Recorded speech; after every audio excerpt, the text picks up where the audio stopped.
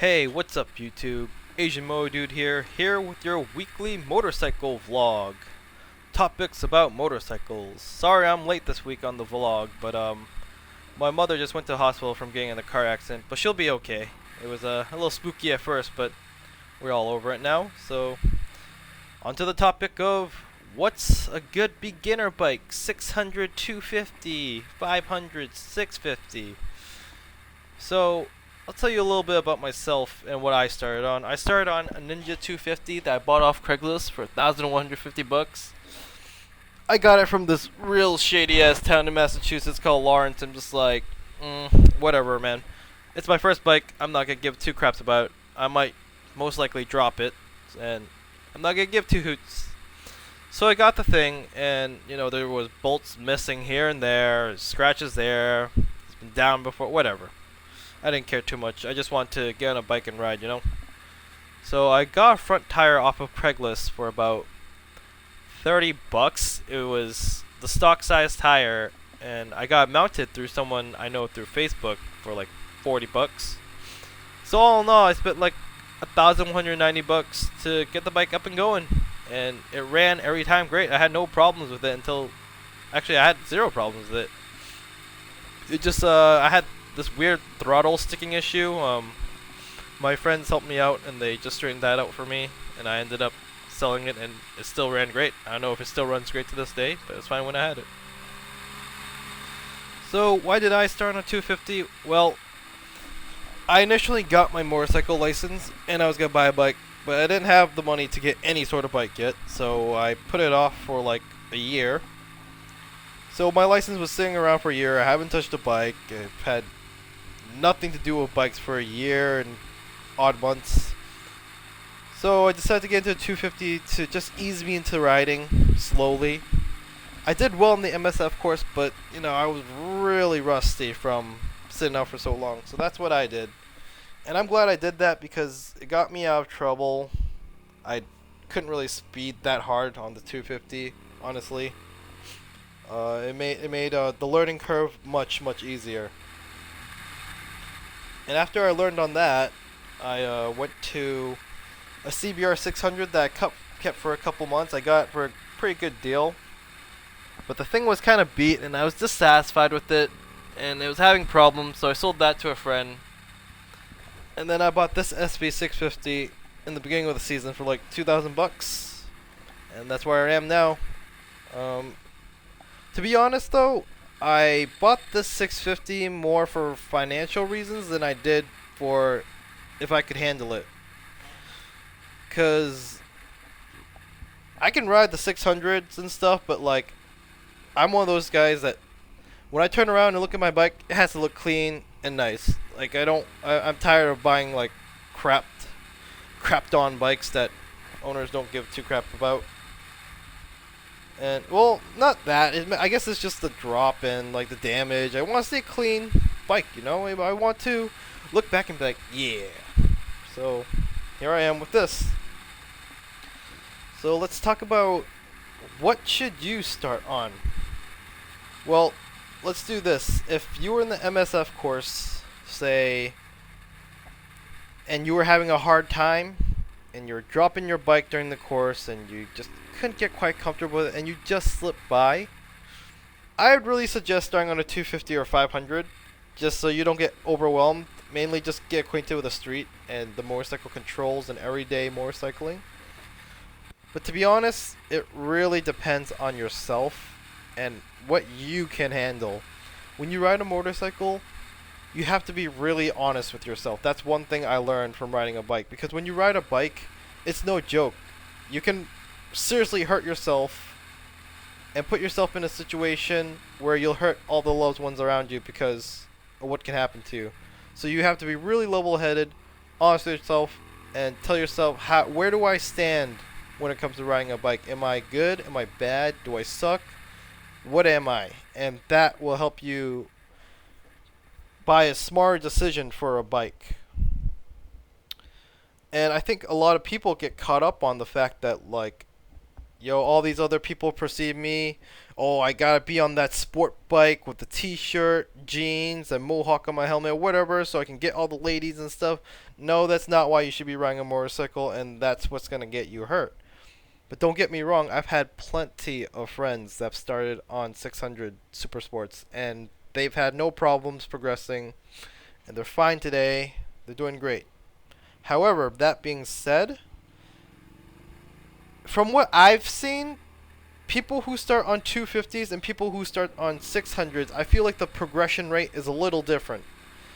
When you start on a 250, I feel like you progress with riding faster. You learn more about the mechanics of turning, braking, throttle control, and shifting with the 250 than on the 600. Because on the 600, you have to respect it a lot more. You have to kind of back off of the limit. With the 250, you can approach its limits every day.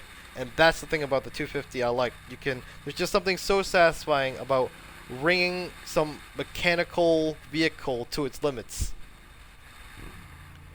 But the gripe that I had with the 250 was, yeah, it had no power. And, if power is not a big concern to you, then go for it. Those things are dirt cheap to insure. It was $70 for my '06.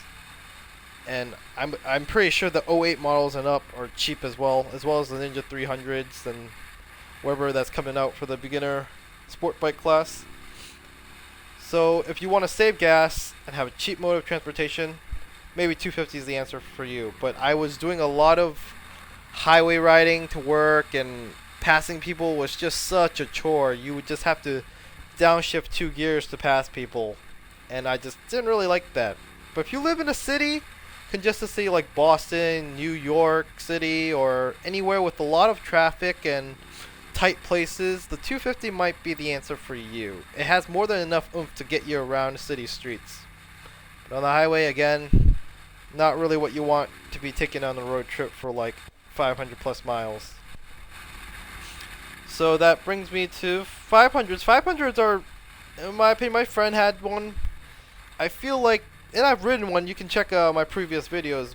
They feel like the 250, but with just a little more upper mid-range and a little more oomph, I guess. And it still doesn't quite cut it if you want to do actual long distance riding. It does help with the highway a good bit though.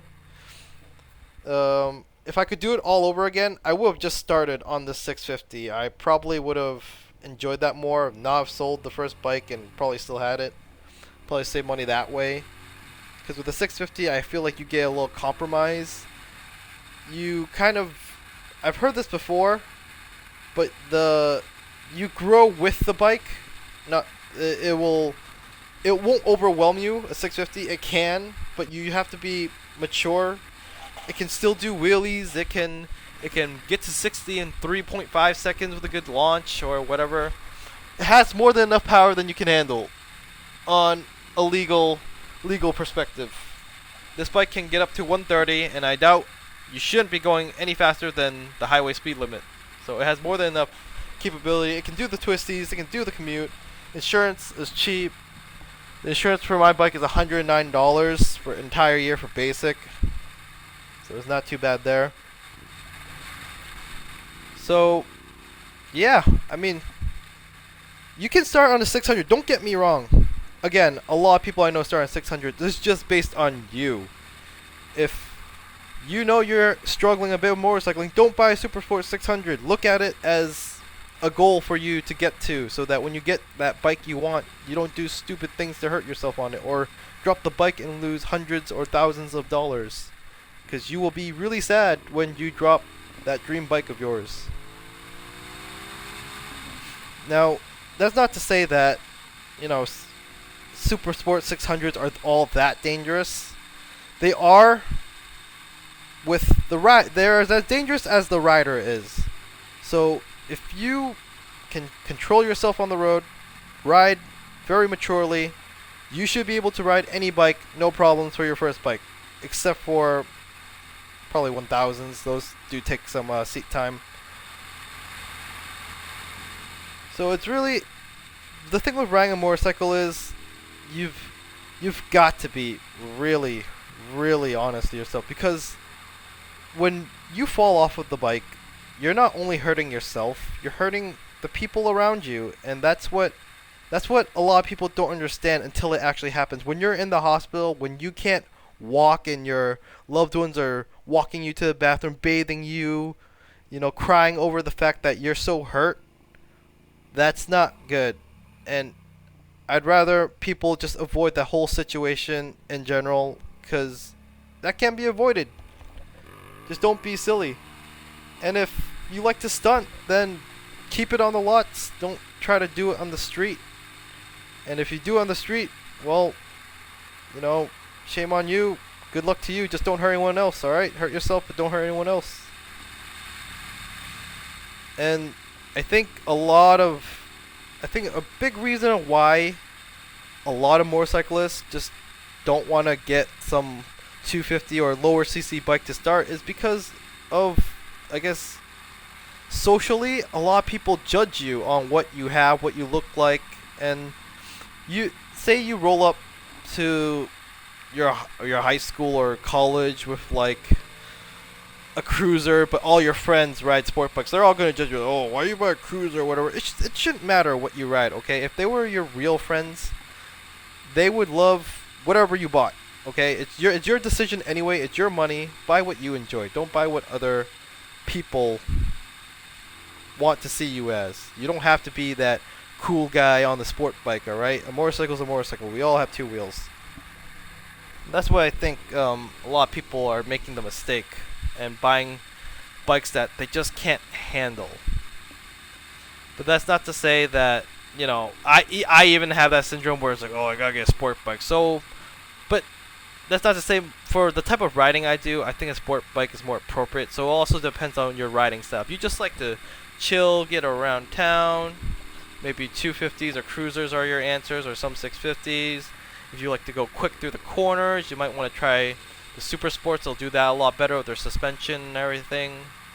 If you like straight line acceleration, you might want the higher CC 1000s and whatnot. If you like stunting, you might want the 600s.